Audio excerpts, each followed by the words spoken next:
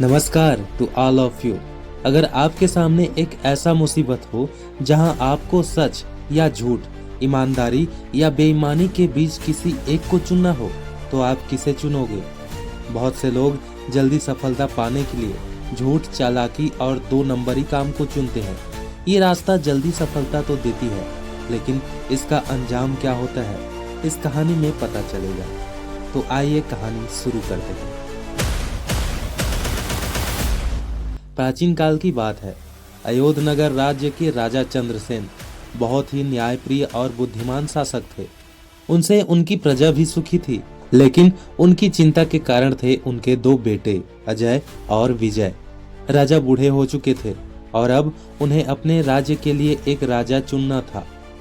वो असमंजस में थे कि किसे अपने राज्य का राजा घोषित करे, क्योंकि उनके दोनों बेटे राजा बनने के योग्य थे। एक दिन उन्हें एक युक्ति सूझी। राजा ने दोनों पुत्रों को बुलाया और कहा, मैं चाहता हूं कि तुम दोनों एक परीक्षा दो।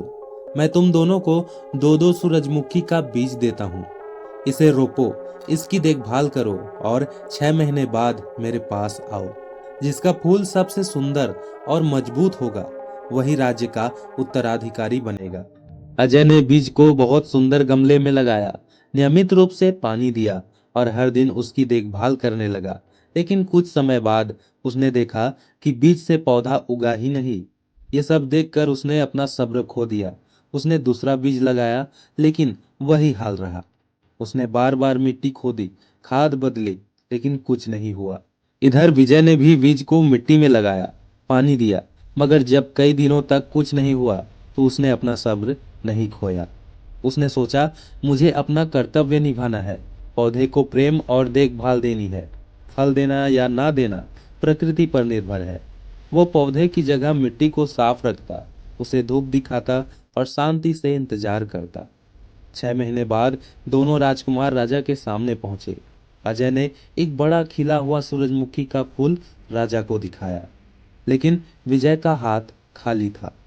राजा ने मुस्कुराते हुए कहा, मैं जानता था कि ऐसा ही होगा। दोनों राजकुमार हैरान रह गए।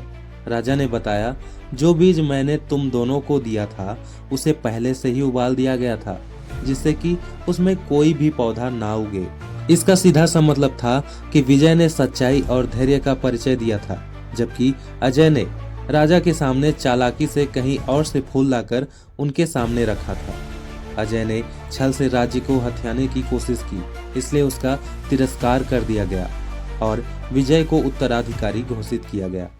राजा ने कहा, सच्चा राजा वही होता है जो अपने कर्तव्य को बिना किसी छल कपट के निभाए, सत्य और धैर्य के साथ आगे बढ़े।